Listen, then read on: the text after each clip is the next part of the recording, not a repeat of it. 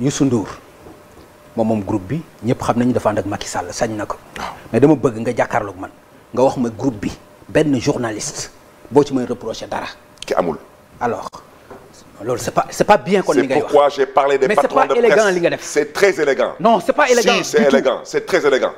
très élégant même parce que quel que soit le patron de presse ak fu mu ànd ak ku munti àndal son groupe de presse doit informer vrai et juste man damay suivre fi Jakaarlo cette émission Jakaarlo dama koy suivre damay surtout suivre Bouba Ndour mais il est objectif su noree dal ci opposition day dal ci kaw opposition su noree dal ci kaw Macky Sall mu dal ci kaw Macky Sall. mais donc lan ngay reprocher. lu may reprocher. lan la vous n'êtes pas le seul groupe de presse dama ne on a été ici avec vous avec d'autres groupes de presse doon xeex Ablaye Wade on informait juste et vrai ce qui s'est passé à l'Assemblée nationale pourquoi aucun groupe de presse n'a relaté les violations de la loi qui ont conduit à certains comportements lu tax kenn waxu si. mais te ñu jox Barthélemy mu wax ci. ñu jox keneen mu wax ci ñu wax keneen ak keneen mu wax ci. non Pape lan nga bëgg. Pape on s'est réveillé le matin déglu ma rek dañuy yeewu le matin.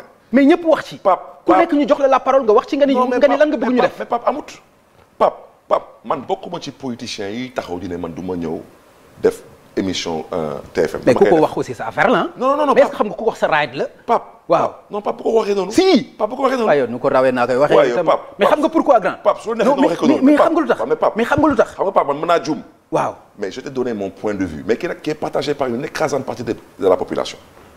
Youssou Ndour tout le monde sait qu'il est APR. oui. mais Jean-Paul Diaz il est APR.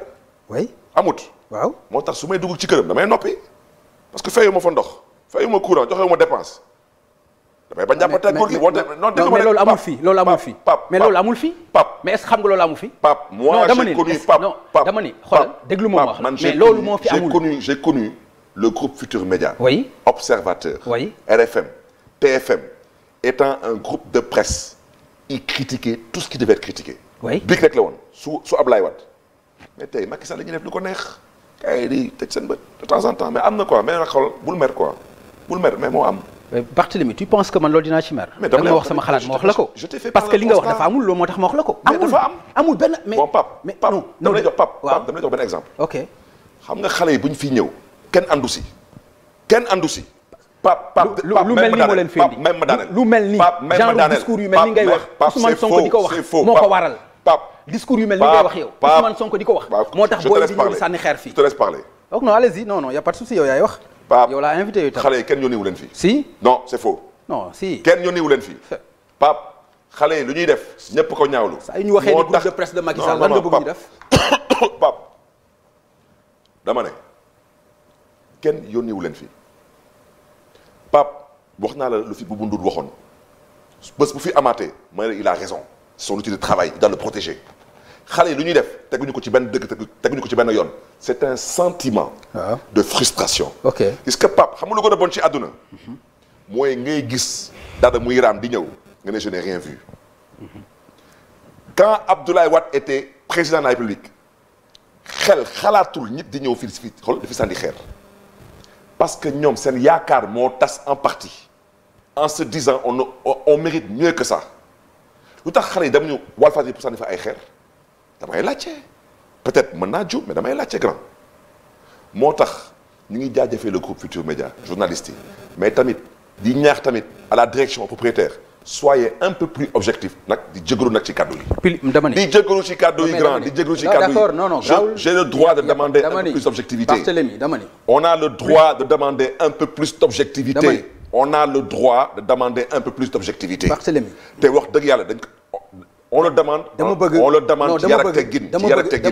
dama bëgg. Pape non d'accord naa ak non il faut accepter les faits. d'accord mais dama bëgg les faits sont que aujourd'hui il y a une certaine presse qui est vue autrement que comme elle était vue avant. d'accord Barthélemy dama bëgg nga wax ma ban groupe de presse moo gën a objectif GFM fii ci Sénégal. kon amu tontu boobu kon. ban groupe de presse. moo gën a objectif GFM fii ci Sénégal wax ma ko. pas la réponse. mais parce que amul. c'est ce que toi tu dis. mais loolu moo am. c'est ce que tu dis. plus objectif. Pape c'est ce que mais tu ça dis. n'existe pas grand. Pape xam nga je vais te dire une chose. waaw quel que soit bët leen di gars yi di mën a xoolee. sant leen yàlla vous êtes encore le groupe numéro 1 n'est-ce pas le journal l'Obs c'est apparemment le journal le plus vendu. est-ce que xam nga la TFM objectivité moo ko waral. non nit ñi kenn moomu leen non nit ñi kenn moomu leen. l'Observateur n'est pas objectif. je suis désolé arrête s'il te plaît pas objectif et des partisans et claniques. Il faut arrêter. On sait lire et écrire. Et attends, il faut arrêter tout de même. Respectons-nous. La RFM, la TFM, Papa Ngagne, Assane, non, etc. Assane Gueye. Non, on peut dire. Non, ñëpp. Pape. xanaa déglu mu la wax. oui. C'est un sentiment général. C'est pas mon sentiment à moi. Pape naanaan nga xam nga fu may waxee. Je suis venu vous le dire sur ce plateau ici. te Youssou Ndour suma mag la suma kilifa la moo tax dama koy wax fii. mais xam nga ni amul benn groupe de presse bu gën a objectif GFM. je ne dirai pas ça. waxuma sax ci Sénégal. non je dirai pas ça demal fu la neex. Pape je dirai pas ça.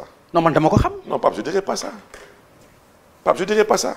Pape man tey dama def émission ak yow. waaw y a des gens qui me disent soo ko. mais loolu du yow rek. non mais Pape. mais yow Barthélémy loolu du yow rek. mais Pape gars yi xam nga gars yi dañu mel ne. mais dama ni la loolu. gars yi dañu mel ne Pape donc xoolal gars yi dañu mel ne du ñu suivre TFM.